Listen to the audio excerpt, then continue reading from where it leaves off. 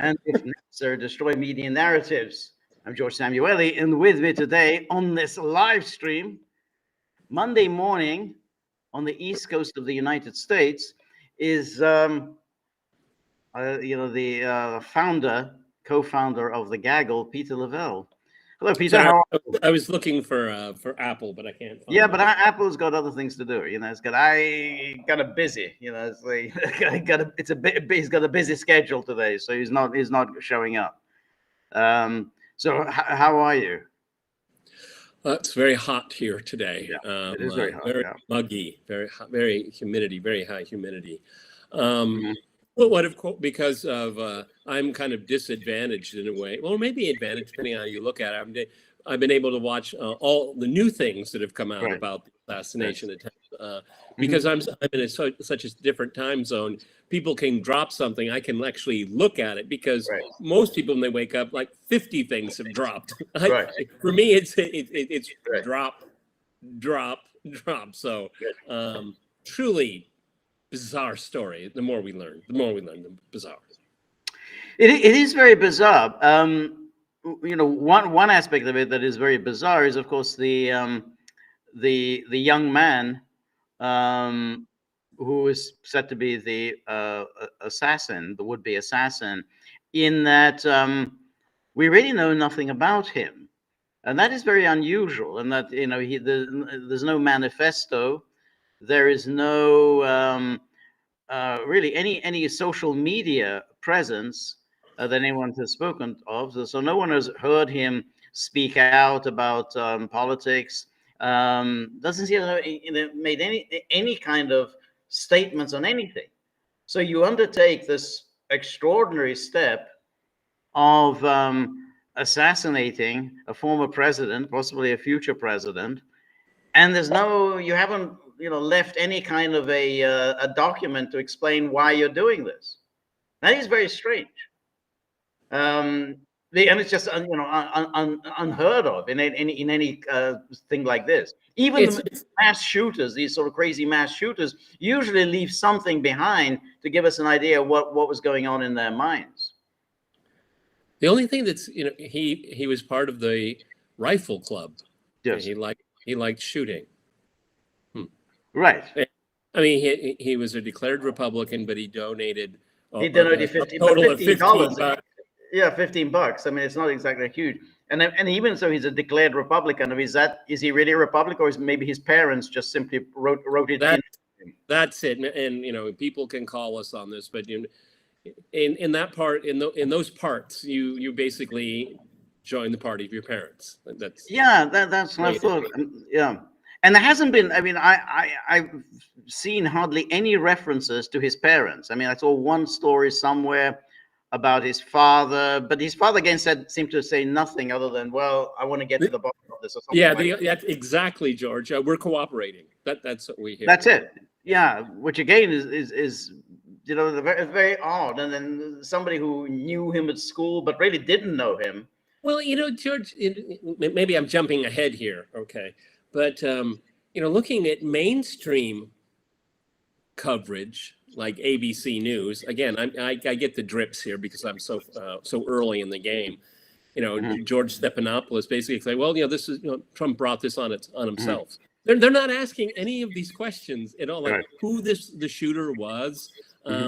I looked at a lot of video, and I cannot forensically determine authoritatively what we're seeing here. I'm just an observer like anybody else. Yep. And it's just like, I don't understand the sequence of events. Right. There's a video of the two Secret Service sharpshooters protecting Trump. They only fire after the assassin fired. Right. And they were looking right at him. It looks like it is extremely strange. That's what it looks like. Yeah, I could be proven completely wrong. That's what they're pretty much saying. You don't understand the latitude. Maybe I'm completely wrong, but I don't understand the causality. Pop, pop, pop, pop. Right. Yeah. No, I found it very strange. I said, oh, that's a sort of standard operating procedure, but that really makes no sense because I mean, if you have a president or a presidential candidate and you believe him to be in danger, the idea that where he gets to, the would-be assassin gets first crack, and then only after he is shot can you shoot him. That makes absolutely no sense. You get one free shot, and then you can hit him. So here's a guy crawling around the top of a building with obviously a rifle of some sort. right, But we don't want we don't want to violate his rights. right. That's right. He was just crawling around on top of a building with a rifle. Right. Okay, I mean, why should we intervene? I shouldn't be mocking this here, but I mean, again, I can look at a video just like any other person. Okay, I'm not going to give a forensic, authoritative, a definitive description of what's going on, but just as an average guy, and looking at this and looking at the time codes, it's like, what is going on? Yeah. Yeah. No. Yeah. I mean, the thing is that obviously George and I talked about this yesterday. On my program, of course, and then we did our on a podcast. And what we were looking at is that, number one, if we're not going to be told what happened, I mean, you're gonna ask us to tell us the DOJ is going to do an investigation when they've been behind all these prosecutions of Trump and they raided Mar-a-Lago? That's right. These are the same people. I'm sorry. Whatever story you're going to tell, I have to, but doubt you. Why should I believe you? Yeah, that's exactly correct. And that's what makes this whole thing so bizarre, that you have the special the Secret Service, which behaved in a very, very, very weird way, and has basically not done a great deal to protect Trump up until now. And then we have the FBI, who knows a great deal of evidence about how it plotted against Trump, both during the Comey era, when with the Peter Strzok's and all the Lisa Pages and everyone else, and then after the Comey era, when they kept that ridiculous case going over Russia collusion. Now they're going to do the investigating. I mean, it's absolutely absurd. And I mean, somebody like Christopher Wray, I mean, he's somebody who's so compromised, and I just find this really really outrageous. Well, you mentioned it, George, and I think that we have to go and go for the nuclear option here. Is just completely defund the agency and start from scratch. That's exactly right, and that's really the failure of the House Republican leadership. I mean, they made all these big promises. We're going to clean government. We're going to hold government accountable, and you didn't do anything.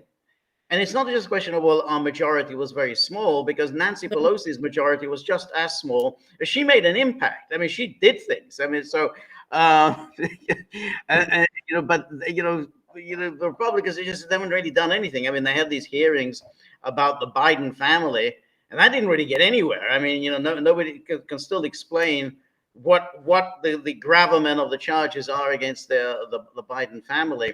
So, but this, they're obviously going to hold hearings, but we know that what's going to be, they're going to show up there, this woman who's the head of the Secret Service, and then Ray, and then Mayorkas, and they'll say, well, it's under investigation. We are conducting a full, thorough, transparent investigation. No corners will be turned or whatever.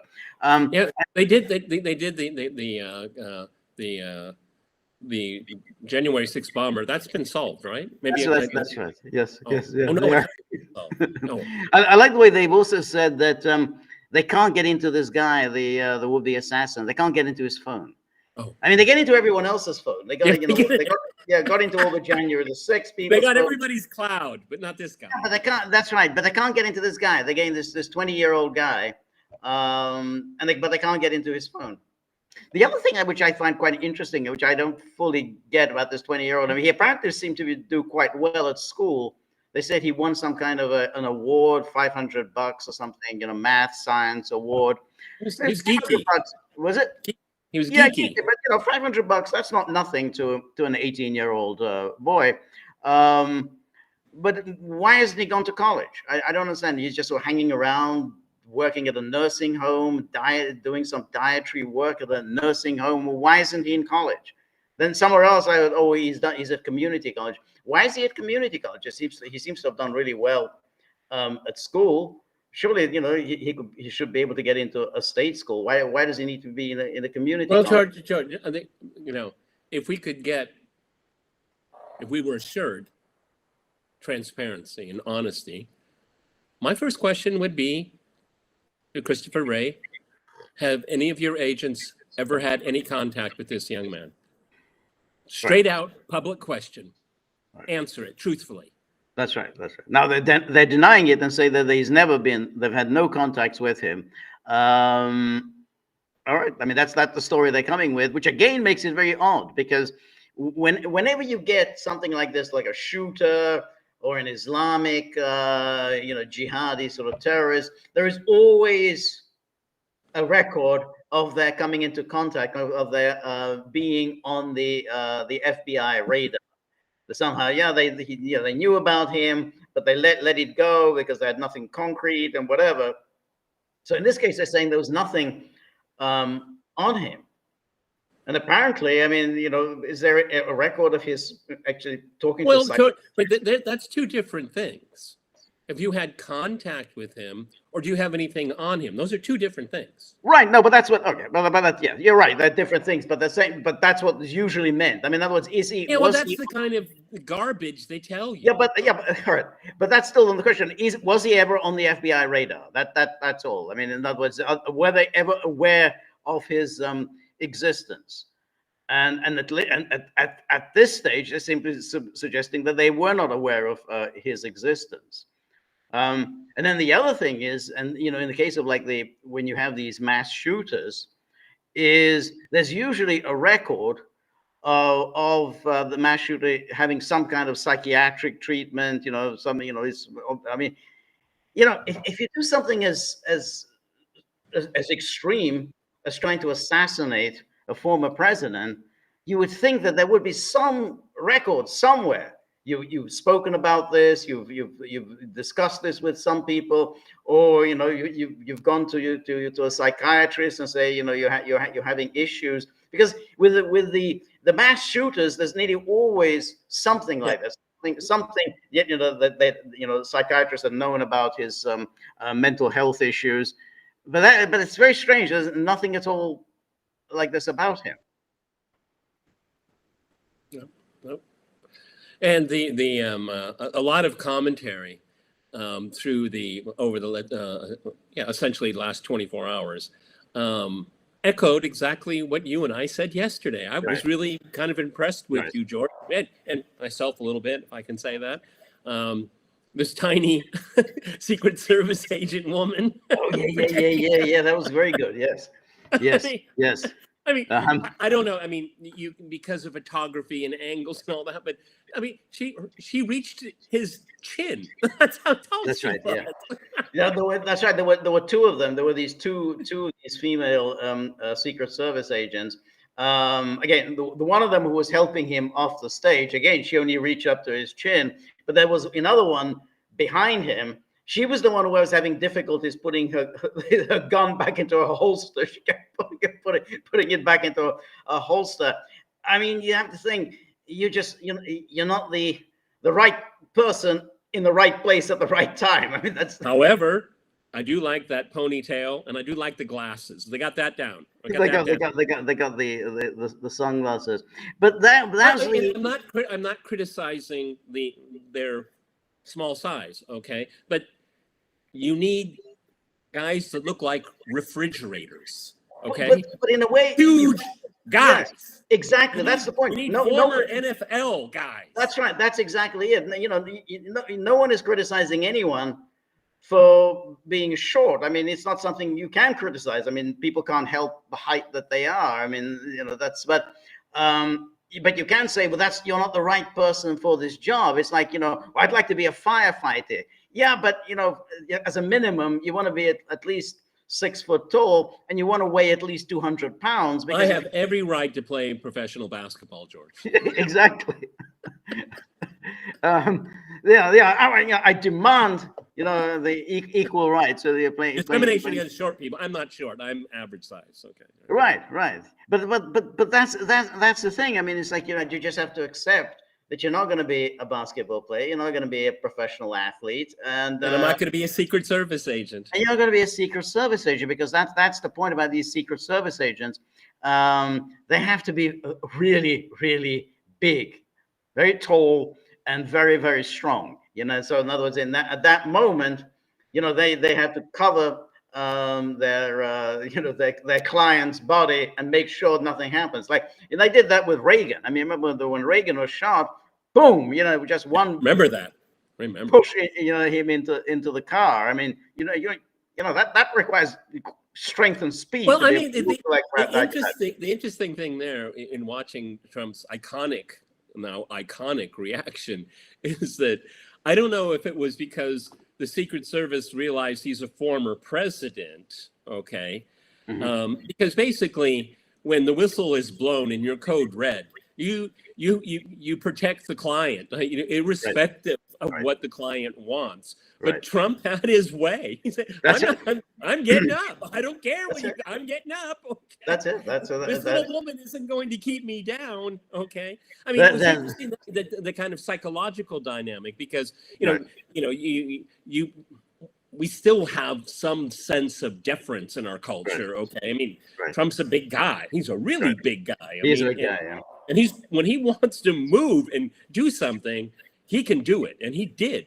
And this is something George and I discussed yesterday, all the rest of us would cower in the fetal position and piss yourself. Okay. That's it, exactly. That's what people would do, because they're scared, and they feel sorry for themselves. I mean, you get shot and you're bleeding, you feel sorry for yourself. You don't really feel like, Well, you don't even know, are you in a state of shock? Maybe, your whole ear, or maybe the side of your head, because exactly. You don't know. You don't know. Absolutely. That's the point. When you get something like a shot, you have no idea how seriously you're hurt or anything like that. You may have been actually hit somewhere else and you're not even aware of it, because you don't feel the pain. So you just simply don't know. But when he did that, and when he stood out there and with that, he pumping his fist in the air and saying fight, that was an image that's gone around the world. Having said that, I'm not jumping to the conclusion that, well, that's it, the election's in the bag. Well, okay, let's back up a little bit, because that's, I think, we need to talk about. But I think first, as a preamble, what did you think of Biden's strategy reacting to it? Well, I mean, I think that, to be honest, I think it was he overdid it. I mean, he came in with three national performances, and I don't know why there was any need for three performances. He could have said something on the first day, issued a kind of a statement. He could have absolutely called Trump to wish him well and everything else. I'm not so sure why yesterday he had to come out twice. So he came out in the middle of the day, and then he's going to do a primetime broadcast. I thought when he said that, I'm going to do a primetime broadcast from the Oval Office, I thought maybe he got confused. Somebody just, told him something else. He got confused. So I don't know what the point of. I don't either. Two performances yesterday. Well, he did Battle Box. Yeah, the Battle Box. Yeah, the Battle Box. Yeah. What he did is just reinforced the debate again, again and again and again. I thought it was what was deemed to be the most appropriate. I thought was extremely inappropriate. Okay. Right. I think that the White House could have issued a statement. I don't think you needed to address the country. I don't think you, the same kind of, there's no place for violence. I want to talk about this a little bit more later. Well, I just thought, what are they trying to throw, throw a shadow on him, or try to keep Biden relevant in the news cycle? I was just trying to remember, what are you doing? What are you doing? This is this kind of stuff is basically unprecedented. Okay, I mean, Trump got hit. Okay, right. Gerald Ford didn't. Okay, Gerald Ford did not. I mean, I think it's a very good question, but I think that I think Biden wanted to seize the moment. I think his people around him to suggest that the problem is this overheated rhetoric, Yeah, uh, well, yeah, excesses, yeah, and therefore Trump and the people around Trump yeah. are at the very least, Well, to blame. That you somehow can they go. are I can go. I who have can go with. escalated the rhetoric. I can go for the first part of the sentence, but Right. not with the latter. Yeah, No, it's overheated. Yeah, the rhetoric is overheated, well, but it's only but coming that's the from one point. But they need direction. to, but they need to put the blame on something. Somehow Trump and a lot of the people on television, particularly on mainstream TV, are actually making that statement that it's Trump. Trump is the one who has brought all this overheated rhetoric to the public stage. It's he who has gone in for extreme rhetoric, and it's he who has kind of whipped up this fervor. This is on the mainstream media. Yeah, so everybody. So it's the Trump and his conduits and his proxies. They're calling Biden Hitler. Can Right, someone exactly. document that for me? That's right. Can someone That's right. document that for me, That's right. please? Yeah. No, Yeah. that's not the case. No, Okay, that's right. But it's very it's almost all in one direction. That's right. But it's interesting how the media have said, oh, because Trump is presenting himself as being persecuted. He's claiming to be a victim. He's claiming He is. that he is. The Biden Justice Department is attacking him. He's claiming, and it's it's completely false what Trump is saying. But of course, that he's absolutely right, because it's unprecedented for an incumbent president to go after his political opponents and use the justice system to try to convict and imprison his political opponent. It's never been done. And so, and the media, oh, this is completely, there's no basis, whatever, no basis at all for Trump's claim. So that's what it's. Oh, it's Trump who has introduced all this this fervor. And then one of those Margaret Beckett or someone at CBS, well, we don't want to take part in retaliation. So now the problem is retaliation. That's it. It's retaliation. Well, isn't that a giveaway? I mean, they're actually just projecting. We don't want retaliation. Right. Which of course they're realizing this is a rhetorical space that Right. they created almost single-handedly, Right. and now it's Right. coming back to bite them in the ass. That's right. But it's also There was a very interesting clip.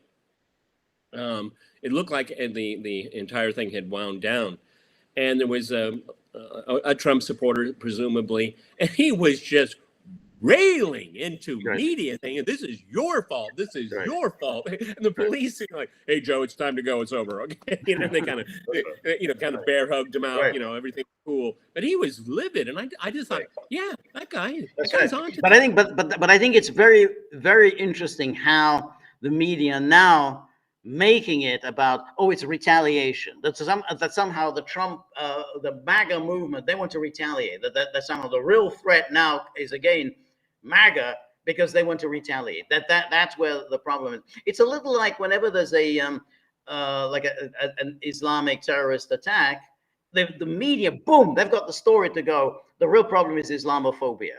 That's the worry. The worry that, well, what's going to happen? Let's see what's going on in Michigan. Islamophobia, and suddenly, hey, but 10 people are dead because of some lunatic jihadist. No. Let's focus on Islamophobia. It's very important always to have the narrative going. When Kennedy was assassinated, the immediate response, without any evidence whatsoever, the immediate response of the media was that this was some right-wing nutcase, some guy, some Southern segregationist, or some John Birch had did it. And that was the story that went for the first couple of days, that it was some really absolutely loony, last-ditch fighter against civil rights who was behind it. Then, of course, it turned out that Oswald was from the other side of the political spectrum, but that was the story. You had to get a story out. I don't think it's going to have. It's one of these things. Is that what I saw was ABC News. I mean, they've so totally debased themselves and take it. They take everything out of context. I mean, there was a whole litany of them, and it was just. You get that's what consumers of that news already believe that. Okay, and so I'm not really sure that they can create a narrative in their defense. And on top of it, I mean, we just were told that Joe Biden was sharp as a tack. Right, Okay, right, this is right, the best Biden we've ever seen, Joe right, Scarborough. right. But I think And during so we again another wave of lies and right. deception.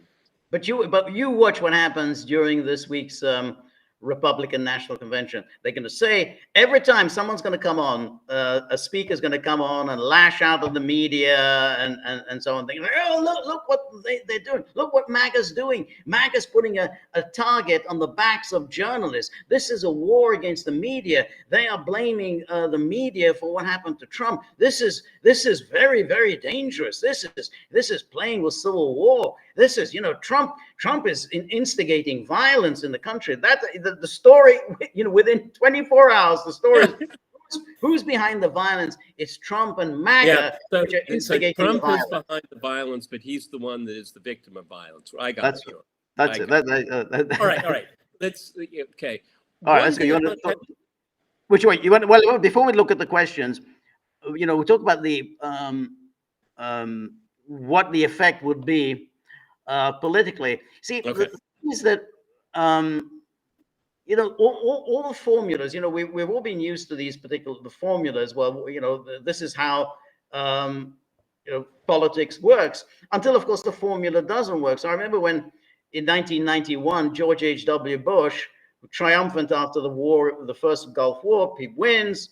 Also, the Soviet Union disintegrating. 90% approval. 90% approval rating, and everyone was convinced. Well, he's going to coast to victory. It's going to be the easy, completely one-sided victory. Within a year, his numbers were in the toilet, and he was losing to a person who was so manifestly suitable, Bill Clinton. I mean, this is a guy who was a draft dodger and a womanizer, serial womanizer, and he was losing. He just, all the polls were showing that he's going to lose to Bill Clinton. And, it's still kind of, mysterious how they come about. But you see, the formulas don't always work. And so in the same way, Trump, he has all these indictments. He's convicted. He doesn't suffer at all in the polls. Everyone is, that's it. Your numbers are going to sink. It doesn't. Biden, look at him. I mean, he's completely drooling vegetable most of the time. Yet his numbers up. It's competitive. It's a competitive race. That's maybe I'm the only one. Maybe I'm the only one saying this, but I call it the Fetterman phenomenon. Okay, it doesn't matter that he's in diapers and drooling. Okay, right. As bizarre as that sounds. Right. But if he dies, they'll still vote for him if he's on the board. Okay, it's a Fetterman. Right. See, that's that's what I wanted to ask you about, because I think a lot of the podcasting I was watching was really quite interesting, really smart. Jimmy Dore, obviously, is someone I really like. He had the Do Dissident guys on, and they seemed all convinced that this whole campaign is wrapped up. I'm not sure. I don't think so. I don't think so at all. No, absolutely not. That's what I was saying. That I think that we're still almost 4 months away from the election. The election really doesn't start until after Labor Day, which is kind of first Monday in September. So many things are going to happen. I mean, I think this is going to be an eventful election season, and and I think that somehow this news, I think, is going to be overshadowed by a lot of other things. I mean, we don't know yet what. I mean, there's foreign policy, obviously, Ukraine, Gaza, whatever. That those are things that could come up. Other calamities could come up. There could be, more assassination attempts. Who knows? So. Well, I mean, it's not if. It's good. What is it going to be? Okay. Right. I mean, I don't think we had the October surprise in July. We haven't got the October surprise. And Alex Jones, and I'm not a fan of Alex Jones. Nonetheless, he's always worth listening to. Yeah, he is. He's predicting that there will be a quote assassination attempt on Biden, unquote, which will be blamed on MAGA. That somehow the Trump followers have decided to take their revenge on Biden. Again, that's his prediction, not my prediction, but nonetheless, it's something to keep in mind. Well, the one thing that's got in something this week, today, I guess as we're speaking right now, is the convention. And okay, obviously Trump is the presumptive nominee, but one of the things I think will be worth looking at is, will there be lessened resistance from the party establishment? Are they going to circle the wagons around Trump, hold their nose? Yeah.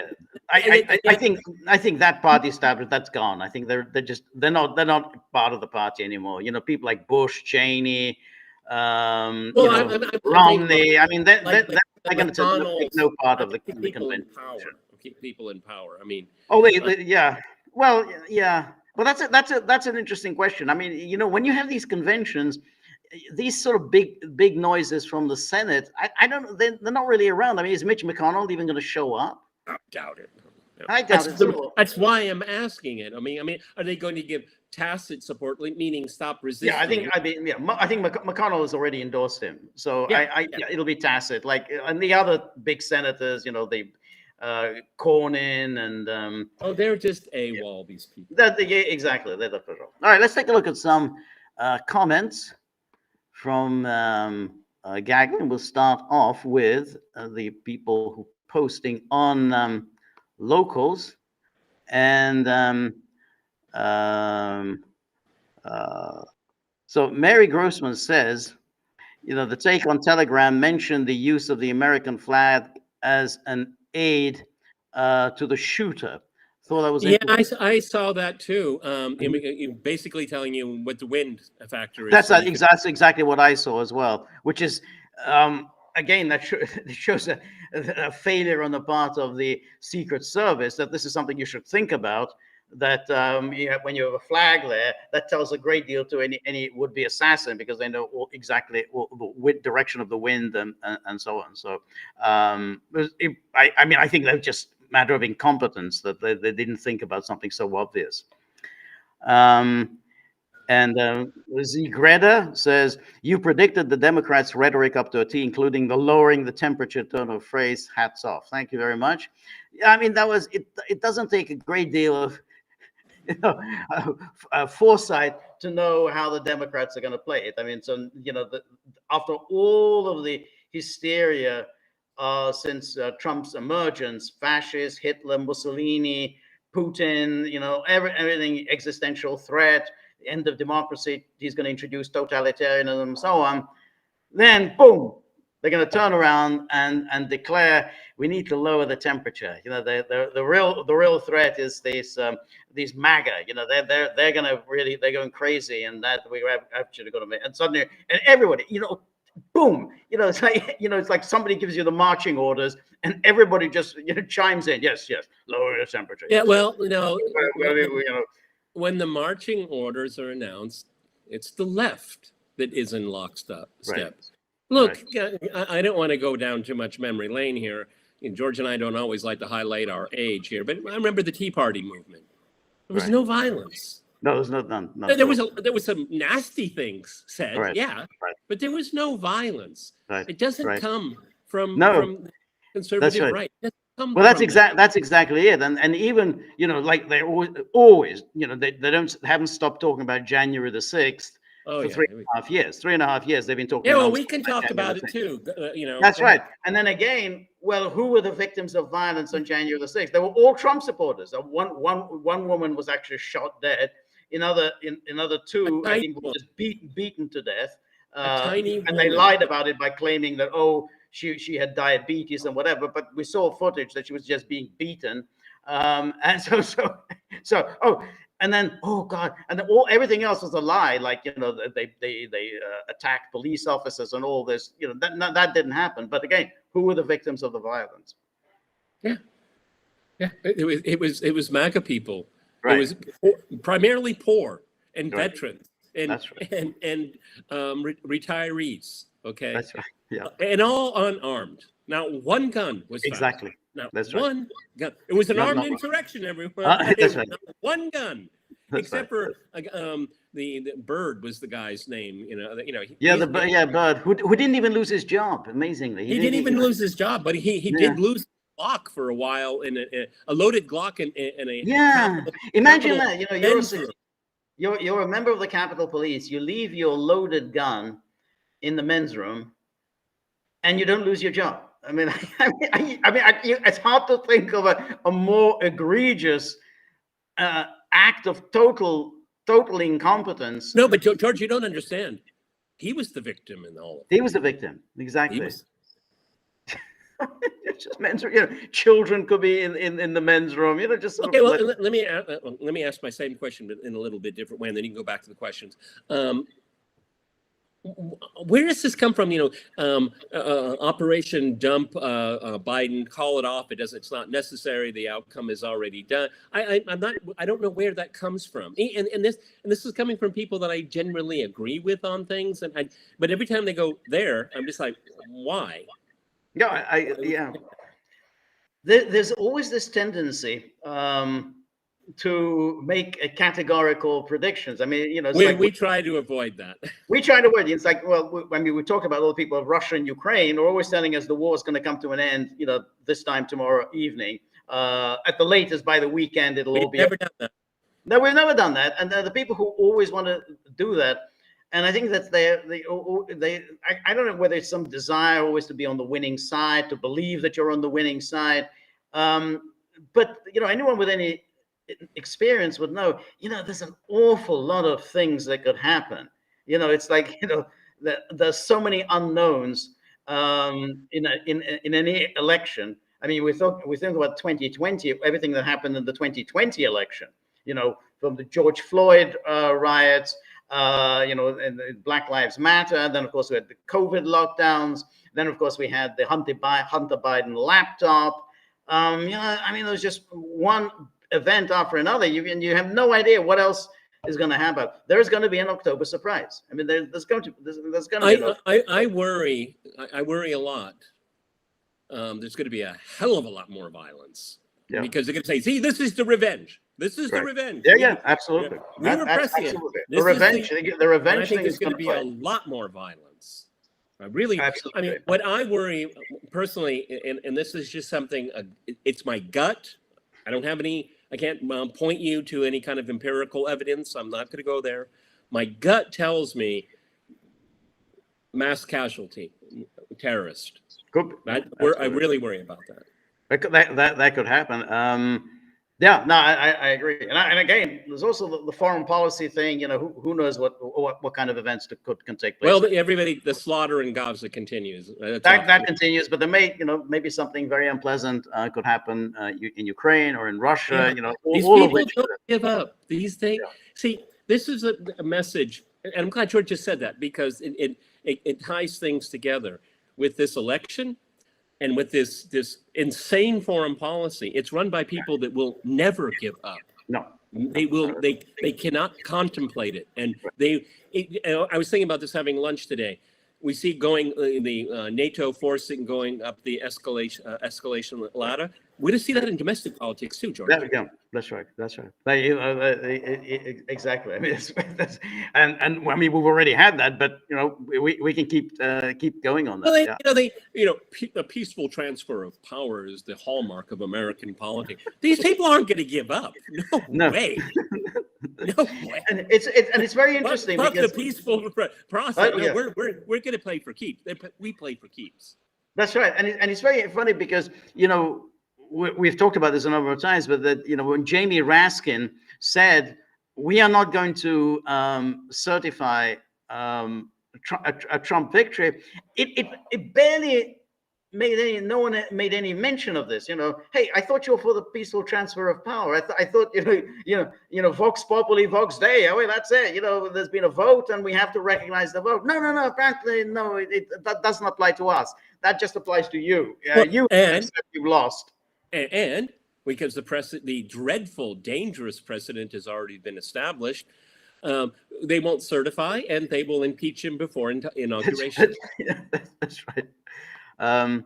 Anyway, Judy Hotchkiss, welcome, Judy, says there are steps being taken in both the House and the Senate towards an investigation. Here are some startling statements. Representative Corey Mills told Jesse Waters, "This was a massive negligence to the point of me speculating what was intentional and what wasn't." And Josh Hawley tweeted, after their catastrophic failure last night, DHS refusing to brief senators on Homeland Security, already trying to control information. Why? I do think that there will be hearings, and I'm sure, over the next few days, a lot more congressmen and senators are going to be going on Fox News and full of denunciations about the DHS and about the FBI and about the Secret Service, raising all kinds of questions about the Biden administration. Does it really intend to protect its adversaries? After all, it didn't offer any protection to Bobby Kennedy Jr., even though we know about his father and his uncle, and yet it offered him none. So I think they're going to make all sorts of statements like that. The question is, will it amount to anything? I mean, will any administration officials do anything more than show up and give their usual, banal answers? George, they can easily investigate themselves. Don't worry about it. They have a long history of doing it. Okay, that's right. DHS has to be shut down. It just has to be shut down. I agree. Yeah. It has to be reconstituted somehow. Right, okay. Right. A lot of these agencies really need to be rooted out. I mean, this is the institutional rot that's bringing this all about. Okay. These people are players. Right. They are proactive agents in the political process. That's where you get authoritarianism, which I think is already there. I think that's already there. I agree. Now this woman who's the head of the Secret 30%. We have 30%. That's how we get the 30%. We got these strong women. So she needs to go, but she's not going to go. She won't go, and Biden isn't going to make her go. And she'll come along. Yeah, well, we're committed to diversity, but we're also committed to excellence. Diversity and excellence are not mutually incompatible. Oh, thank you for that. Well, just get some very large women. Done. Okay. I mean, this is not hard. I don't know. I don't know. We need a 250-pound woman that looks like a refrigerator. Okay. Good. You got the job. What's hard about it? All right. So the ponytail and the glasses doesn't do the job. She doesn't do the job. James GH says, was anyone actually shocked this happened? I was a bit surprised, but not much. No, I don't think anyone was shocked. I mean, we weren't shocked because we predicted it. I'm sorry, everybody. We predicted been talking about this for months. Exactly. Because it's been clear, really, ever since Trump really made it apparent sometime in 2021 that he was going to come back and seek the party nomination, that the apparatus would go out of its way to stop him. Whatever it takes. Would go out. We've seen all of the their shenanigans, or the impeachments, the trying to bankrupt him, trying to hit him with these frivolous lawsuits, and then of course the indictments, taking him off the ballot, and and on and on. And you think, well, if they don't work, ultimately there really up the ladder. Exactly. The ladder. Yeah, that's up it. The ladder. Yeah. And so no, it absolutely was not a surprise. Well, I mean, what we're left with right now, because I don't believe these agencies are going to tell us anything truthful. They have a long history of being dishonest when it comes to the public. So, okay, let's put it out. What everybody's talking about. Let's make it very clear. This was a deep state operation. Okay, that's proposition one. Well, the deep state doesn't do a very good job at doing it anymore, apparently. I mean, they lost their touch. I mean, I guess it was because diversity hiring and all of that, you just can't do it, this is a straightforward assassination, okay? Right. Okay, so that's proposition one. which I don't believe in. Okay. Mhm. Proposition 2, no, it was just a lone nutcase that we don't know anything about. We may never know anything about. That's both propositions are just as bad, George. Right. Because That's right. first of all, you can't pull off a coup. You bungle everything. It's all on film. Everybody's pointing. What's that guy doing on the roof? Right. Okay. Right. That proposition makes them look like complete buffoons. The second one is that you don't even know how to protect a former president. Okay, not just a presidential candidate. Right. Donald Trump has protection for the rest of his days on this earth. Okay. Right. Yeah. Yeah. I mean, so take whatever proposition you want, and we're in a bad place. But of course, you can say this may not have been the main event. The main event has yet to happen. There you go. It's an entree. Oh yeah. Oh yeah. Exactly. So in other words, this could have been just a warning of what may happen. So that, or it could be that there's something else being planned that Which, well, number one, I mean, we're talking about speculating. So no, I'm not saying this is what's going to happen, or I believe that will happen. I say that when we're trying to figure this out, and you say, well, this could be the preliminary to something else. Proposition 3. It was a Trump campaign inside job. Okay. Well, I don't know. That one I don't believe. No, let me finish, because I think this really it shows how the QAnon, Blue Anon people think. Okay, yeah, Trump set it up to have himself shot in the ear. Oh, right, you want a sniper? I'll just promise I'm going to hit your ear. Nothing more. Yeah. That is insane. That is insane. That's the point. That given that he was actually hurt and somebody else was killed. Then the inside job just makes no sense, because no one's going to take that risk. We'll just take a shot. They're just going to graze your ear. Is that okay? Yeah, by all means, go right ahead. So yeah, that's people are saying it, George. Oh yeah, people are saying, absolutely. People, a lot of people are saying that. Yeah, that's right. But people do say these. They put forward these bizarre theories, like the theory, which many people still believe, and they articulated the Wall Street Journal and stuff. That somehow there were these explosions in Moscow in 1990 to 2000 that were obviously staged by the FSB in order to justify Russia going into Chechnya, which was a very strange argument to me, because Russia didn't really need the justification. I mean, need a justification. You don't need, so, well, we got to think of some big terrorist attack, because otherwise we don't have the justification to go into China. But you'll see this. You go to the Wall Street Journal at any time, and they'll say, this is clearly we have evidence. Well, where's the evidence that the FSB planted these bombs in the building? You don't have any evidence, but nonetheless. It becomes. It's like the Russians paid the Taliban to kill Americans. Oh yeah. Remember that? Okay. Yes. Well, why would you need to pay the Taliban to kill Americans? Right, exactly. We like the Americans. We're not going to do it. No. You got to pay us a lot of money, because otherwise, we don't like hitting Americans. Yeah, no, you got to give us a lot of money. You have to pay bounties. It's just absolutely absurd. Yes. That's Blue Anon. That's Blue Anon thinking. Right. That's right. Anyway, so let's go on to the next one. And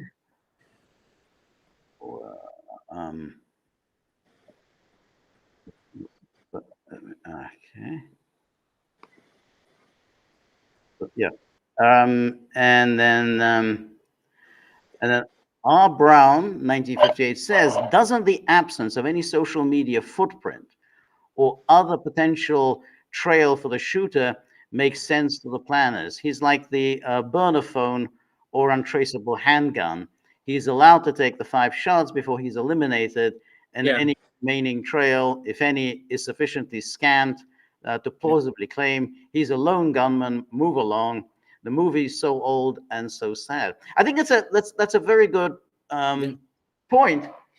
But even then, why not forge a manifesto? Why? I mean, wouldn't it be easier? I mean, this makes it very strange. that somebody does something so huge, and yet he doesn't, he doesn't explain himself. I mean, you think anyone would want to at least explain himself. Why am I shooting? I'm so, I have president? this really sick thought. I'm sorry. Let's say it was a conspiracy. And so about right now, the conspirators get together and say, well, who was in charge of the letter? It wasn't me. I thought you were going to do the letter thing. Right. What? No, it was supposed to be him. We all agreed. Don't you remember? I'm sorry. Yeah, no. I think it's like that. I was brought up on Monty Python. I'm sorry. It just I brought up on Monty Python and Faulty Towers. That's how I'm wired. Sorry. Yeah, I'm thinking of that movie. I think it was Analyze This or Analyze That, where they throw some guy out of the window, and then they say, hey, we've got to write a suicide letter, and it said and then said, well, what should we say? I can't take it anymore. Sign the dead guy. Yeah, that's good. I can't take it anymore. Sign the dead guy. I'm sorry. George and I have a peculiar sense of humor. I'm sorry. It is very peculiar, yeah. But I don't know. I would think that to make something plausible, you would need somebody to say, well, Trump is an existential threat. Just something, some banality like that. I have to save the republic, and so I have to get rid of Trump. When you don't have any, social media presence, then it makes it very suspicious, really. They could have just watched Dr. Strangelove and got a whole litany of reasons why. Yeah, I mean, it's not difficult. I mean, what was the name of the general? Do you remember his name? Turgidson. Yeah, and Jack D. Ripper is the one who launches the whole thing. This encyclopedic mind of George we have here. No. It's because it's just simply that's a film that I love. Takfiri Hunter says the whole affair stinks to high heaven. Yeah, but what I want to stress here is that I agree it stinks to high heaven, but can we get a plausible explanation, and one that's coherent and holistic? Okay, because the thing is, there are threads all over the place. I mean, at face value, this was just so sloppy. Right. It is. Because anybody who does something like this has to at least present some kind of an explanation of why he's done it. I mean, even the mass shooters who just simply. I'm not getting any credit for this, really. Exactly. I mean, at least someone say, well, yeah, you did this, but with nothing. I mean, that does seem really, really weird. One of the because we have no real social media footprint. I mean, I guess we have to presume that he understood this was a suicide mission. Right. But that was again. There any indication that he had such? Well, that's the thing. I mean, so much. Exactly. That's the thing. You wait. Well, is there record of his, taking psychiatric help, or anything at all, talking to his doctor about any mental health issues? You would think that he's been thinking about this for some time. I mean, and if you do this, because it is a kind of a one way passage. I mean, you're not going to come out of this alive. And then you think, well, at least you're going to present the world with an explanation of why you did it. That's what people do. Or like, whatever, Kaczynski, the Unabomber, right there, who write these tedious manifestos. What was the guy that blew up the Oklahoma City? Timothy McVeigh. Timothy McVeigh. Yeah. Well, see that he was a true psychopath, because up until the point of his execution, he read with great interest about himself. He was so, the endless seams of writing about him. That's right. What that gave him a kick to the point. Yes. To the point he was executed. Yeah. Anyway, and then James H says, Trump was back on the golf course the next morning, Yeah, that's the way he is. He's back on the golf course.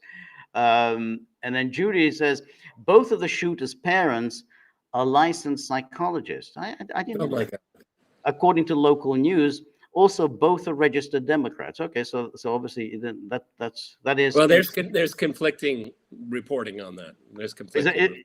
it, is that okay? Well, she's Okay, because given. I heard his parents were Republicans, but okay, it's hard to Is say. that I only yeah I can't open. Don't rely on Twitter, everybody. No.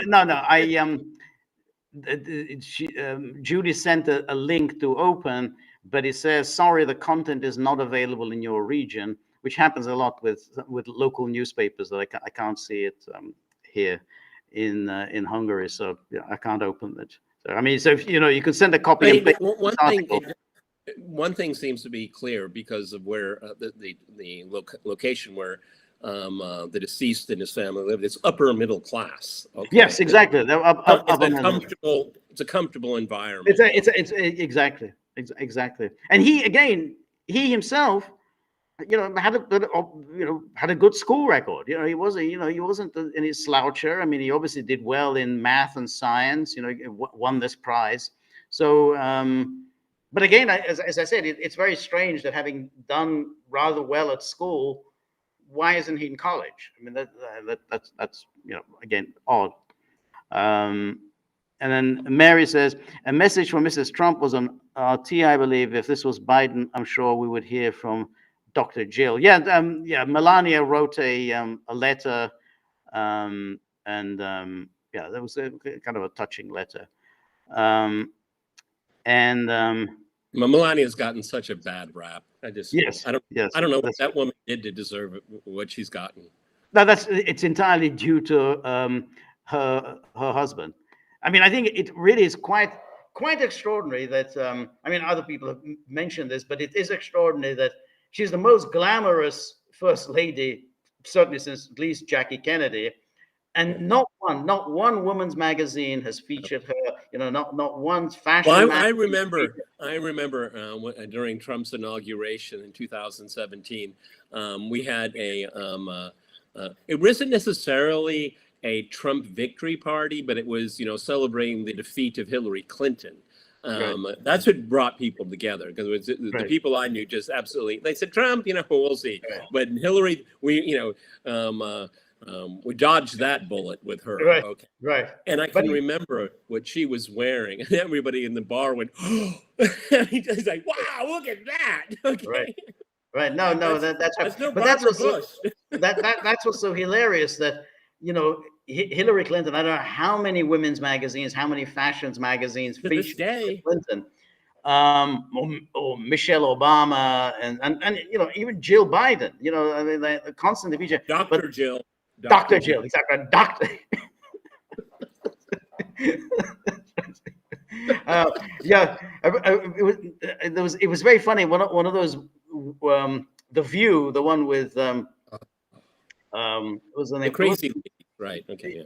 Yeah, the woman who's a woman on The View, the black woman, the kind of the Oh, Whoopi. Whoopi Goldberg. That's right, Whoopi Goldberg. She apparently was unaware that Dr. Jill, that's just simply doctor of education. She's like, well, I think Dr. Jill should be a Surgeon General.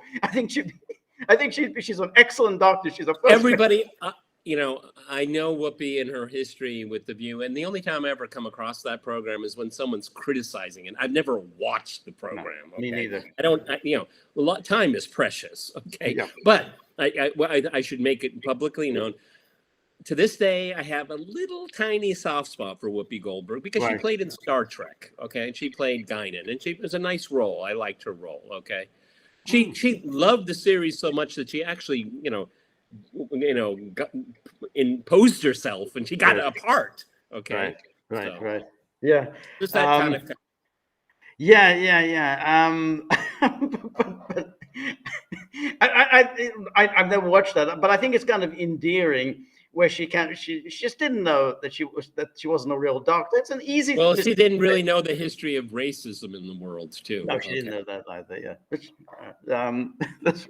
but it is true. I mean, it is quite ridiculous for Dr. Jill to go around keep calling herself doctor. I mean, it's the fact, like essentially when you say doctor, you expect somebody, basically has got a stethoscope hanging on his neck. I mean, just to say, well, doctor.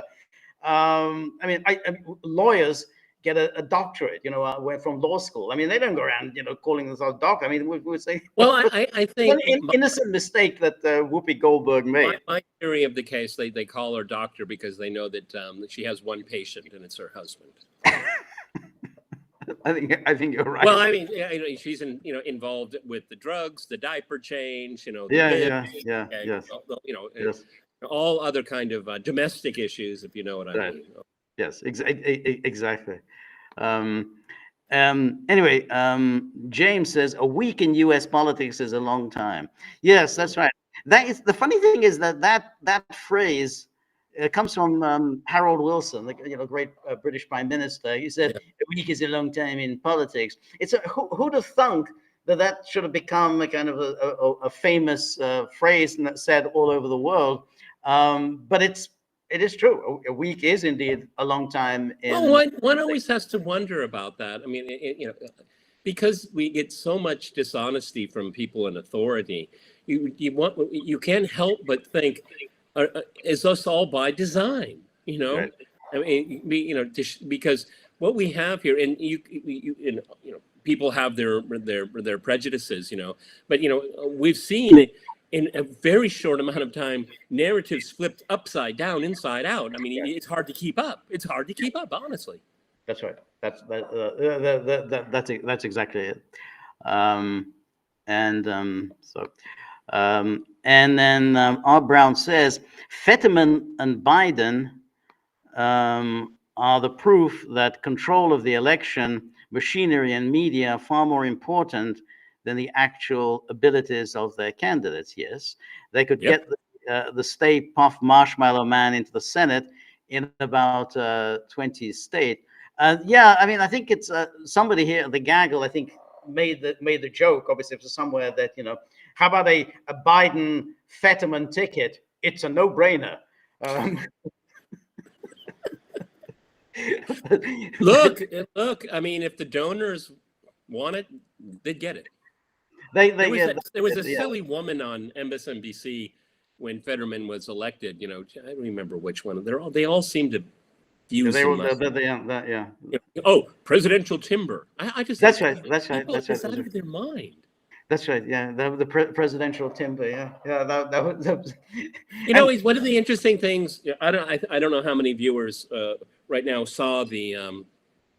I think it was a BBC correspondent interviewing one of the witnesses that saw the shooter. He wasn't part of the event. He was outside of it. But that's right. That was it. I'm trying to give as much background to it as possible. And so here's this guy. He's wearing a T-shirt. I don't know. Maybe it had Trump on it, but he had that Trump hat, false hat with the red hair. Okay, this guy looks a little goofy. Okay, but he's at what he considers a party. Right.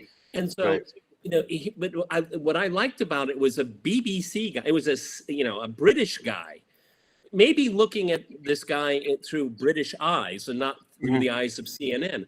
And this guy, he's a MAGA guy.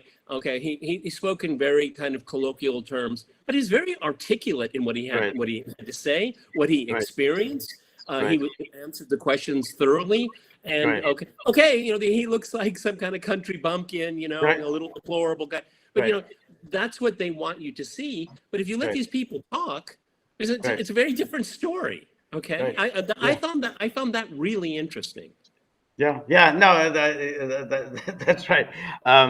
That's right. I mean, it's easy to have negative attitudes to people like that, but it's absolutely unwarranted. But it's just going back to Fetterman. He at the time that woman made that comment about that he's presidential timber, he was completely talking gibberish. I mean, he was just It was He just needed a machine, remember? yeah, that's right. It was just gibberish. I mean, they made no sense. But the amazing thing was that he still won because they couldn't bring themselves to vote for Dr. Oz, and the whole thing was, of course, bizarre. Why this guy, this Dr. Oz, thought that he would be a suitable candidate? Why he thought he in any way could relate to ordinary people and whatever, but. That has to be one of the weirdest elections ever. It's like somebody just talking absolute gibberish, literally gibberish, still prevails after a man of accomplishment. He actually is a doctor. So yeah, well, a very successful, very wealthy doctor, and all that. yeah. I remember that campaign like it was yesterday, and I found him so unappealing. Yes, he was unappealing as a candidate, yes. because I think he was a complete fraud. Okay, yes. He looked at the RNC's talking points, and he just adopted it for himself. That's why he never came off. Because he would ask a question about abortion. He would give the stock answer, But what do you actually think about it? I mean, you're a medical doctor after all. He would just revert the same banalities. Yes. Yeah. That's right. Go on, and so yeah, and then we get so we get so where was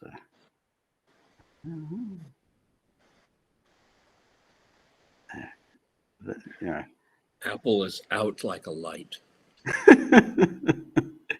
And again, we're getting so I see these pictures of Trump and Roy Cohn, and the last time when we talked about Roy Cohn, somebody posted a debate between Roy Cohn and Gore Vidal, which is very, very interesting. It was posted on our locals page, and your expectations would have to have been, well, they're absolutely going to fight one another. They really hate one another. But it was a strangely friendly encounter, because of course Roy Cohn was fanatically anti-communist. I mean, this was a guy. He was on the McCarthy committee, along with Bobby Kennedy, of course, and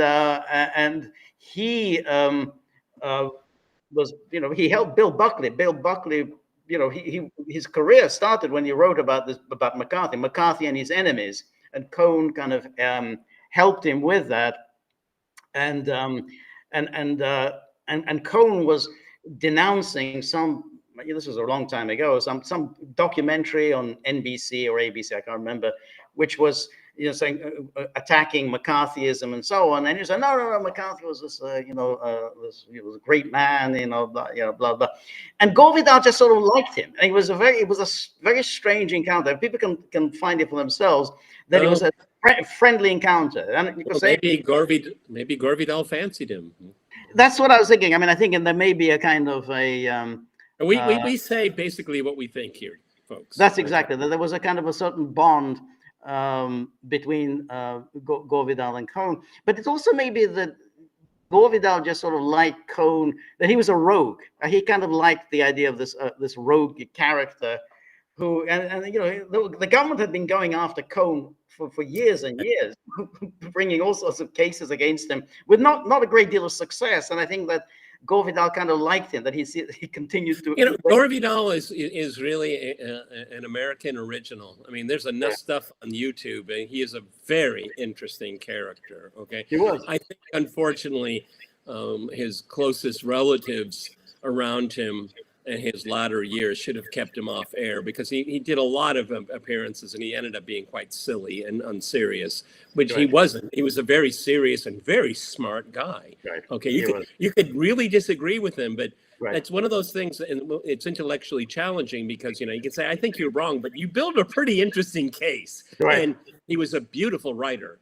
He was, Absolutely, yeah, yes, he really. was, yeah, it was, and as an essayist, he was very witty, had a great sense of humor, and at least in his the earlier days, like when he was on television, I mean, like he had that famous encounter with Bill Buckley at the 1968 convention, That was where great. yeah, I mean, where I was too young. I mean, there's a documentary called Frenemies.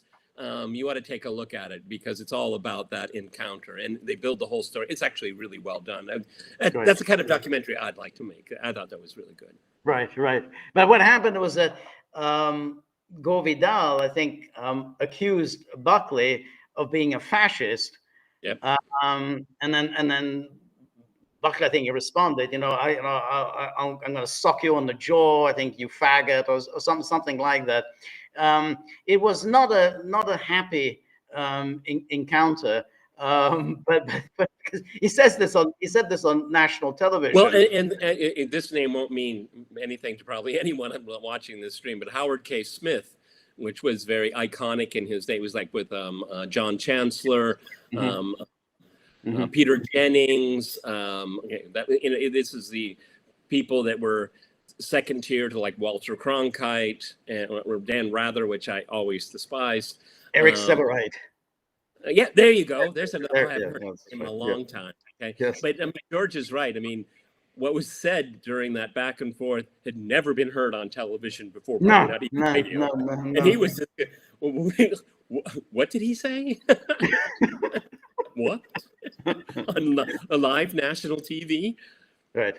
Yeah. That's right. But Garvey Dahl just brushed it off like a fly. He got under Buckley's skin. Yes. And the thing Yes. is that, Buckley had to deal with that encounter to the end of his days because it was That's right. always, I don't always think mentioned. that's right. I don't think they ever had another encounter. I don't think they never had it again on. No, on, I mean, on if I get the chronology right, that was the last encounter, but they'd had ones before. Yeah, that's right. Different- But right. they never had But another one after that. they Yeah. just canceled it. Okay. That's right. That But was it. it's interesting. If you see the documentary, you can see how it's building and building and building. Buckley, he embarrassed himself. Okay, because Gore Right. Vidal, it didn't haunt Gore Vidal. No, not at all. A Not long at all. time ago. Why No, are you mentioning it? But with Buckley, it never left him. Right. But Gore Vidal had this knack of suggesting that some other person was gay. And I think he was sort of suggesting that Buckley himself was gay. Well, I mean, he did. He wrote a mammoth essay about Bill Buckley and essentially assumed he's a closet homosexual. yeah, He did. yeah. I don't think he ever used those words, but he had such a talent with words that's the meaning that you derived from it. But he never actually said it. No, So no, he would no, never no, be no. sued for defamation or anything like that. But the Yeah. way he suggested it, with beautiful prose, is that everyone's Right. like, "Uh-oh, that's what he really thinks." Okay. Yeah. That's right. But he did that again with that when he was talking to Roy Cohn. He kind of said, "Oh well, let me ask you, Mr. Cohn." They were very polite, Mr. Cohn, Mr. Vidal. Was Joe McCarthy a homosexual? And then Cohn was a little upset by this, but he said, "Well, it's like what that's kind of I would have thought, and that's why I'm asking you because you would be a person who clearly know whether he was or wasn't." Cohn kind of let that go because again, Cohn wasn't publicly known as homosexual, and people in private knew, but Gore Vidal would say that, that's why I'm asking you because you'd be in a position to know whether McCarthy was a. You guys, you have to understand, people didn't talk about that on No. air. It's something like, just one more quick thing about Gore Vidal, and you go back to the questions. He really disliked Bobby Kennedy. You know why? Because he wanted to run for president, Gore Vidal, and Bobby was an impediment. Right. He worshipped JFK. Right. But he didn't want Bobby to take over the legacy because he was very much the Camelot, the whole spirit of the administration. Right. And he was extremely well connected. Okay. Right. Anyway, Right. any other questions here? No, I mean, I think you're right. I think a lot of people did not really see Bobby as being the inheritor of JFK. I mean, and again, it's like we talked about it the other day, which is that the party, which in 1960 had got behind JFK, absolutely refused to get behind Bobby. I mean, it didn't, it didn't apply to him.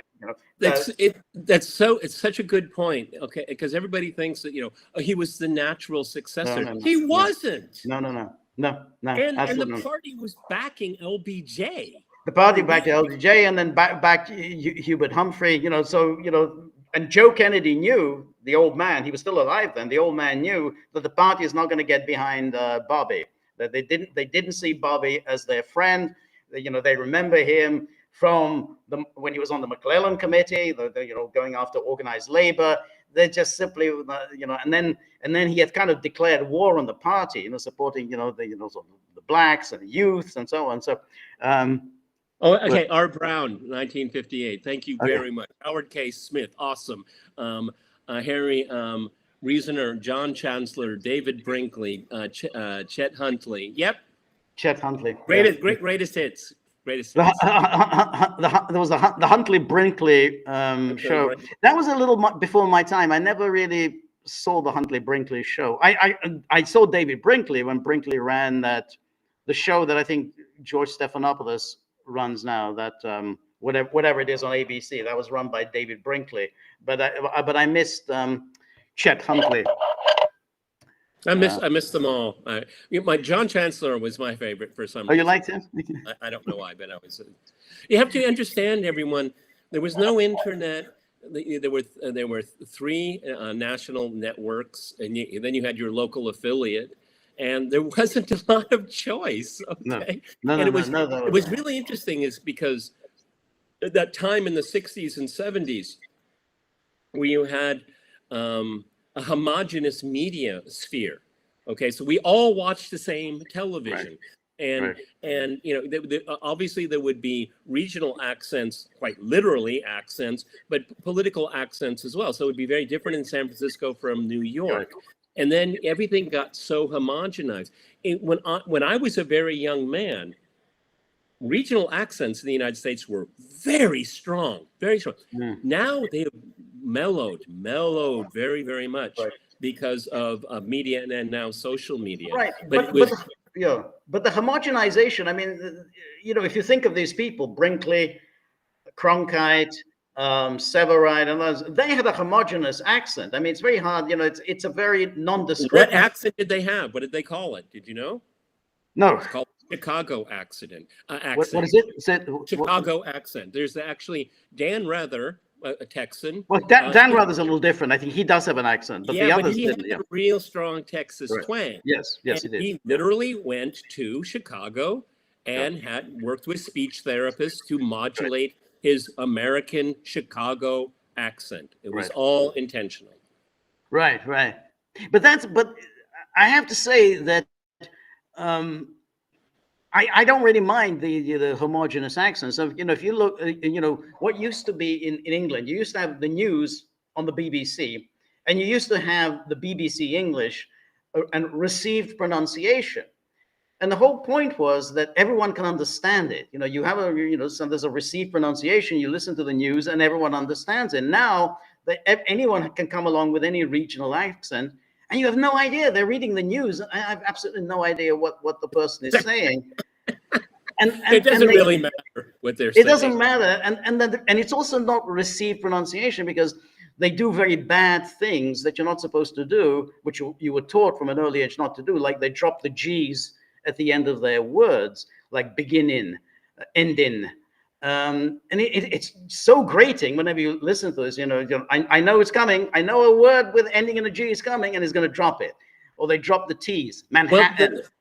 But see, that's what's happened to me. Like, I've lived most of my life, not my adult life, most of my entire life abroad, and it has changed the way I speak, because I speak to people that speak English as a second language, and so I try to pronounce all of my consonants, okay, And because I want people to be able to understand me. Yes. I'll give you the best example. It's my first name. In America, I'm Peter, but I say my name is Peter. Peter, yeah. Okay, not Peter. Yeah, that's right. Okay, that's right. But the bad pronunciation in England is Peter.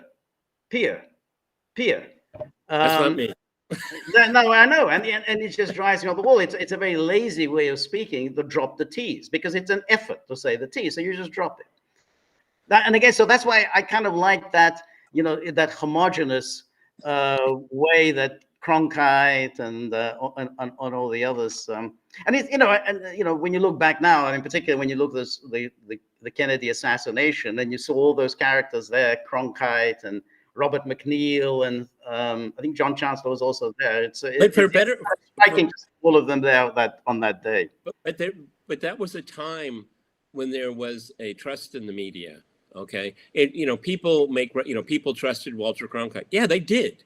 Right. I remember it in real time. He was an authoritative figure in America. He was the authoritative figure in the media. Right. So Kevin Dorr says Smith appointment not legal, case tossed. Has it been tossed? I don't know. I mean, because that was something that was made. They made this application in Florida. So we'll see whether you're thinking that that's what you would like to see, or whether that's happened. But that's a big deal if the case has been tossed in Florida on that ground that the appointment isn't legal. So we'll take a look. And then we have.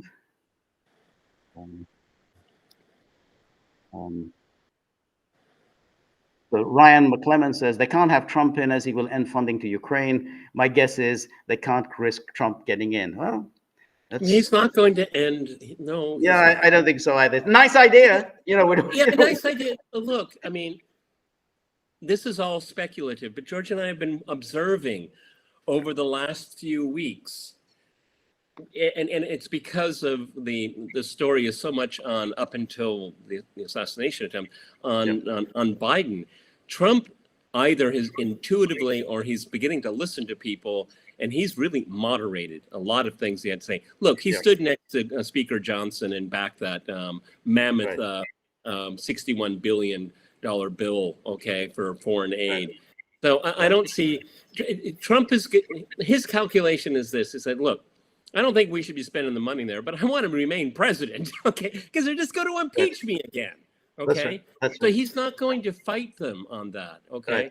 Right. What my sense is, and it's so many big ifs here. If we have an election, if he wins, and if he's inaugurated, we got a lot of hurdles ahead. And I'm not cheerleading, okay? I'm trying to look at this dispassionately. I don't think he wants to, die on the hill called Ukraine. George, I just don't see it. That's right. Now, it has been confirmed. So let's see if we can just look at this story, because that's very big news. Let's see.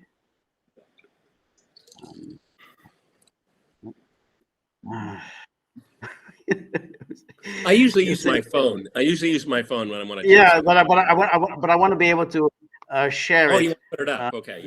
With Gagglers. So let's see if we can do this.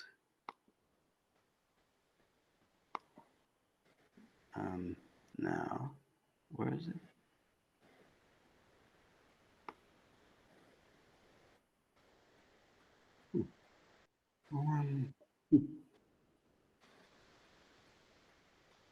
Nope. I think is this it here? Florida classified docs case. Yes, that's exactly it. That's right. Okay. Yeah, so that's the Florida case has been dismissed, and that is. Here we go with my crocodile tears for the libs. Okay. These people are so pathetic. That's right. Talking about norms and guardrails and all that. That's right. People, that's right. How do they show? That's right. So judge dismisses. Can you see this document? You probably can't. Good work, George. Good work. Magic. Magic. You can't see it. Oh, great. This is Star Trek magic. That's right. Magic. Judge dismisses the classified documents case against Donald Trump, and then let's just read this out. A federal judge on Monday dismissed the classified documents case against Donald Trump, a shock ruling that clears away one major legal challenge facing the former president. In a 93-page ruling, District Judge Eileen Cannon said the appointment of special counsel Jack Smith violated the Constitution. She did not rule on whether Trump's alleged mishandling of classified documents was proper or not. In the end, it seems the executive's growing comfort in appointing regulatory special counsels in the more recent era has followed an ad hoc pattern with little judicial scrutiny. The ruling by Cannon comes on the first day of the Republican convention, and so on. So that is big news, because well, that's the case. That's one of the cases that's gone. Yep. But the one that he was most vulnerable as well. Yeah, the one that was most vulnerable. So that's been dismissed, and now they're going to have to sort of pick up the pieces, because they're going to have to find some way to get around this, because she's now said this Smith was illegally appointed, unconstitutionally appointed. Yeah. Yeah. Yeah. Okay. Jeez. I mean, I'm not a lawyer. George is not a lawyer. But you read these things, and you what kind of unicorn thinking is going on here? Right. No, that's right. And that's exactly right. I mean, and it was really obvious from the start that you can't just appoint anyone and just say, oh, well, now you have the right to go around indicting people. You have the right to issue subpoenas. And everything. So, well, on what basis? Can you just hire a janitor and say the janitor can go around issuing indictment subpoenas? There has to be some basis for it. And the basis is that at the very least, you're appointed by the president and you've been confirmed by the Senate. That would give you the legal basis to go around indicting. But in fact, because even like the assistant U.S. attorneys, they're appointed by the president, and then the Senate confirms them. But they're limited to their particular district. Like if you're in the Southern District of New York, you can only indict people in the Southern District of New York. You don't have any jurisdiction in California, say. But here, Smith just simply, he had never gone through the Senate confirmation. And so but he had greater powers because he was in D.C., he was in Florida. He can just have all this. I mean, it was asking for trouble. Boom! Now the case would be thrown out. Yeah, well, that's just the establishment KGB. That's what that is. That's all it is. Okay, a political officer shows up. Right. Exactly. They say Moscow is here. Okay. Right. That's it. There was a question, George. I think we should address it real quickly. VP pick. Oh, the VP pick. I mean, well, Don Jr. Don Jr. has been pushing JD Vance. It's pretty obvious. Right. Okay. And if you look at the pecking order, I don't know if it's set in stone yet, but I think it was Trump. It was Tucker Carlson, and then I think it was JD Vance. I mean, that's the roster. Okay. And so there was obviously some thought into the pecking order. Okay, and then Don Jr. is like 5th or 6th or 7th or something like that. Yes, yeah. I think he would be the best candidate. But I just wonder whether would Trump go for him, or would he go for this boring guy from North Dakota, the Doug Burgum? Safe pair of hands. I don't see how VP politics. I don't think so. And go together. I just never understood that. No, I don't. I mean, the way it used to work is that you needed the balance. So it's like when you have when you had Michael Dukakis, who was supposed to be like a Massachusetts liberal, he selects as his VP this conservative Democrat Lloyd Bentsen from Texas. And I think, that's a perfectly logical decision, because that's a good balance to the ticket. But Lloyd Bentsen didn't add anything to Dukakis. Well, the thing is that, number one, what used to be true isn't always true today. I can see, that's how the Democrats think. Okay, they check boxes and stuff like that. Trump has always been an anomaly. He has always been, always will be. It's very difficult to define him. I mean, George and I are political junkies, and he defies definition. All right. So, oh yeah, I might vote for Trump now because of JD Vance. Maybe there's a 15 or 20 people out there like that. Right. Maybe. You can fill a Starbucks with Right. people like that, but that doesn't move the needle. No, I don't think so. I think the VP thing, uh, I mean, as I say, when you had, you had Kennedy needed the balance. He picked Trump. Then And then you had Nixon also. Nixon went, for Spiro Agnew. That's a border state, Maryland. So if you want to appeal to the Southerners, he got Agnew. But then like Jimmy Carter. Jimmy Carter was a Southern conservative Southerner. He kind of gets a liberal kind of from Minnesota, Walter Mondale, and then again, and as I said, Dukakis and Lloyd Benson. But then Clinton shook the whole thing up because Clinton selected Al Gore. And you think, well, he's from Arkansas. Another Southerner. Yeah. Another Southerner. So he said, no, I'm not going to do that. And so really none of these formulas really work anymore. And it's hard to know really what does it add to you. Now maybe Johnson did add something to Kennedy. Kennedy was kind of seen as a lightweight. What was true at one time, right. I said that. I agree. Yeah. Right. I absolutely agree. In that case, I think that's valid. But most of the time, I don't see it. It's just what punditry falls back on. Oh, we need the balance ticket. Okay. No, I don't. What are you balancing with Trump? I don't know. I don't know. But that's why I was predicting that it would be Elise Stefanik. I just thought, well, she's a woman.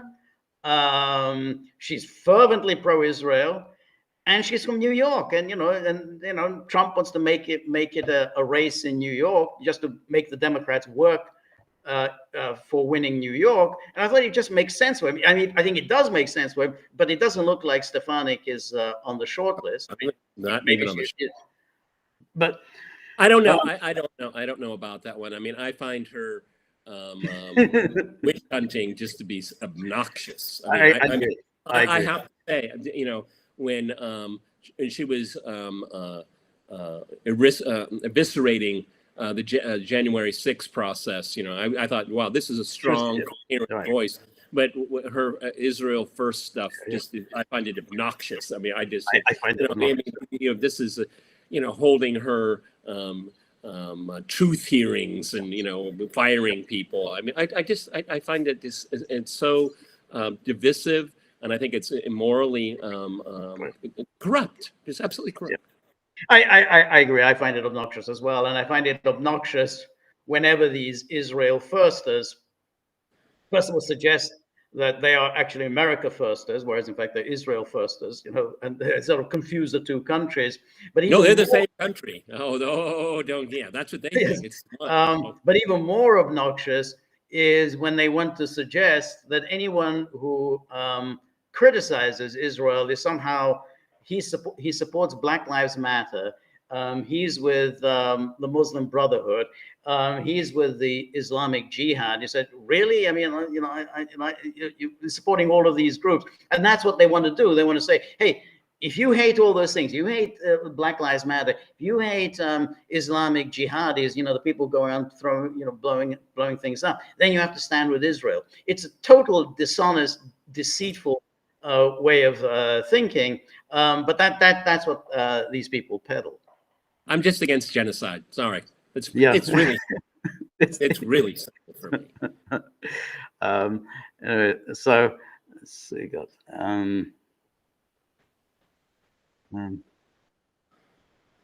Just a Maverick says, point that we made as well. They're having problems accessing that's the would-be assassin's phone records. The people with backdoors to everything can't access his phone. Yeah, kind of is not amazing. Well, that's what happens when you send the same people that were investigating the Nord Stream pipeline. You get the same outcome. Same outcome. I'm still waiting for what happened in Vegas. Yeah. So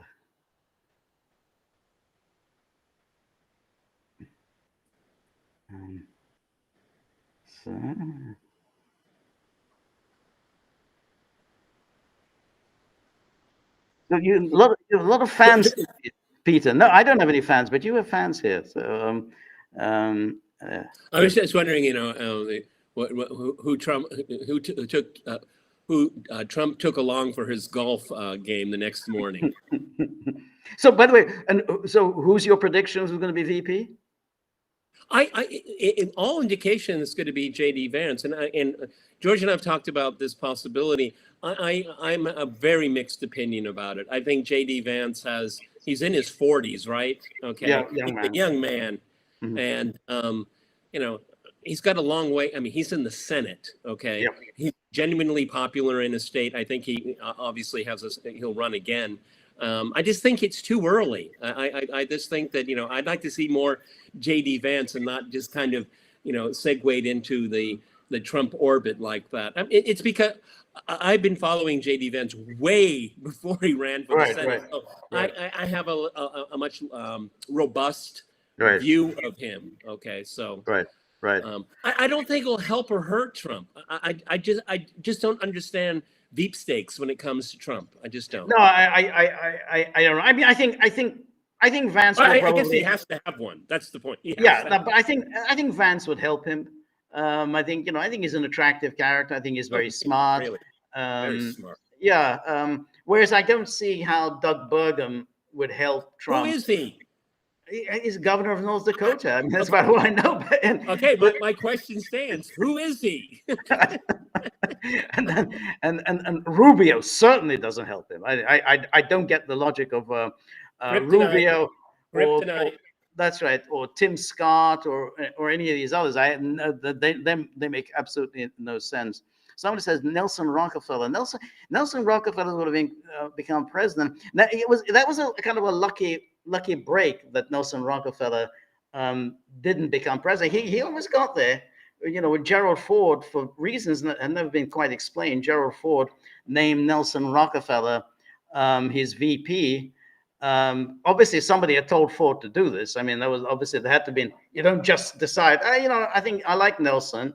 So somebody obviously would push Nelson for that position. Yeah, but I mean, anyone with any political horse sense at the time would have realized that Gerald Ford was not a power to himself. No, he was very good in the House, but that's right. All he ever aspired to. That's what that's right.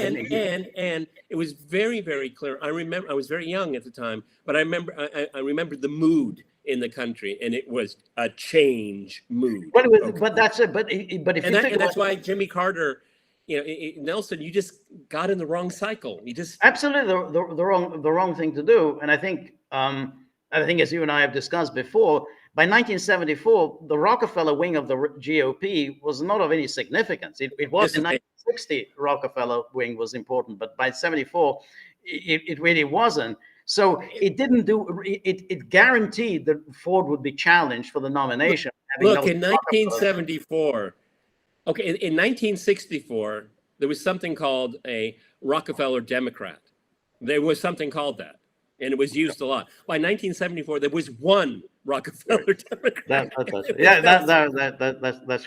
that's right. But I don't know. But also, I mean, if I were Ford, I'd be very worried. I'd be looking. I would have a food taster, because basically, Nelson Rockefeller, was really just, a hair's breadth away from for the presidency. The problem for almost got their hands on the ultimate prize. It was he got the cycles wrong. I mean, 68, 72. Right. Yeah, that was the window. By 74, the window had No. closed. I think 1960 was the window. 1960 was really the 60s. The 60s. Yeah, but even by 64, remember, 64, Goldwater defeated Rockefeller. I mean, most people thought Rockefeller would win in 64, but Goldwater, basically the party was already no longer in the Rockefeller camp. Goldwater defeated him. 68, again, Nixon defeated Rockefeller. I mean, the party did not want him. But my point is just, if you now have Rockefeller as your VP, I mean, these people, they want that prize. They want the presidency. I was very nervous. I remember growing up, and my father never got over Goldwater's defeat. It was something that was a burden on him. Yeah. And then when Dick Nixon came back, it was therapeutic. It was Right. very therapeutic. Okay, Right. because my father campaigned. I mean, maybe gave out pamphlets or something, but Right. for Barry Goldwater, he just Nixon soothed the pain. Okay, That's it. Yes. Yes. and my father never got over the jihad, didn't use the word at the time, but the jihad against Richard Nixon. I've talked about it many times. Right. Right. No. The jihad against him, but the jihad against Goldwater was really. Yes, that was really bad. Barry Goldwater's a very smart guy. I mean, they're all, it's that one commercial. That's what, that's what lore is about him. He stayed in the Senate for a long time. He stayed in the Senate, and then he kind of became a kind of a strange figure because he became a kind of a curmudgeon, and he acquired all these deep hatreds for people. He acquired a deep hatred for Nixon, completely undeserved, because Nixon had supported Nixon him. Campaigned for him. Yeah, exactly. And then against Reagan as well. So by the 1980s, Goldwater was still in the Senate. He sort of hated Reagan, but all the people who had actually supported him. He was very bitter. Very bitter. I think he was. Bitter. What happened to you? People lose elections.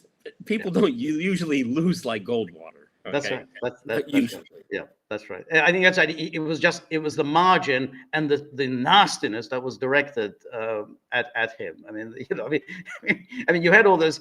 What was it? I don't know how many of the psychiatrists who wrote they wrote this ad or took part in an ad saying, this guy is mentally unstable. A complete violation of ethics, because no, the ethics actually came as a result of that. Yes, I mean, they made that explicit, but it had been implicit until then, which is implicit, but then it became explicit. You can't talk about somebody that you haven't actually examined. I mean, it's like it's a basic principle of medicine that you can't start opining without having examined the person. Anyway, we got a lot of interesting comment.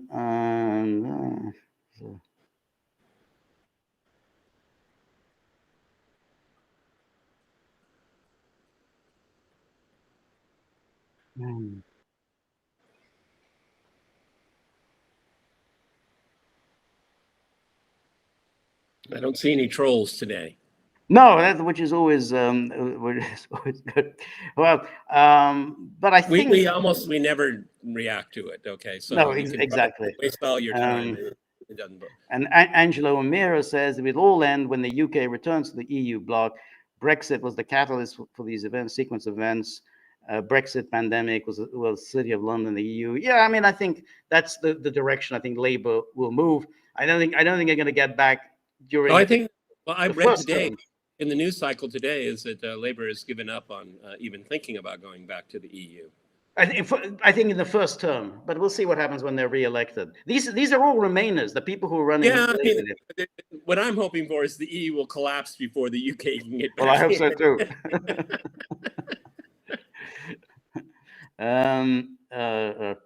But interesting though. I mean, Jenny, nice to see you, Jenny, about this throwing out this Trump classified documents case. Trump has had a lot of good news over the past month or so. It's like one piece of good news after another. It's almost. I very rarely use it. It's almost like a Midas touch right now. It's exactly. Things are kind of everything that can go wrong for Biden goes wrong. Yeah. So he had the battle box. He said it twice at the battle box. I like that. Well, it's a nice phrase. Battle box. Yeah, what is this? What is Dr. Jill in the next room saying? Okay, let's come up with another potion. What other toxin can we try? This one blew it. Okay, give me choices here. Give me pills. give me syringes. This is just elder abuse. And you know what? I despise Joe Biden. And I don't take any glee in his condition. He's been one of the nastiest politicians for decades. Okay, he's a sloppy, slimy, scumbag liar. Okay, and he's a grifter. of Yeah. of massive proportions. Okay, I but couldn't agree more. I don't Yeah. like seeing him suffer like this. I mean, where is our humanity? I mean, Right. somebody be responsible and say, get him out. That's right. Let him enjoy. Well, That's maybe right. he shouldn't be around grandchildren, but let him have as much ice cream as he wants or something. Okay, but this is just an abomination.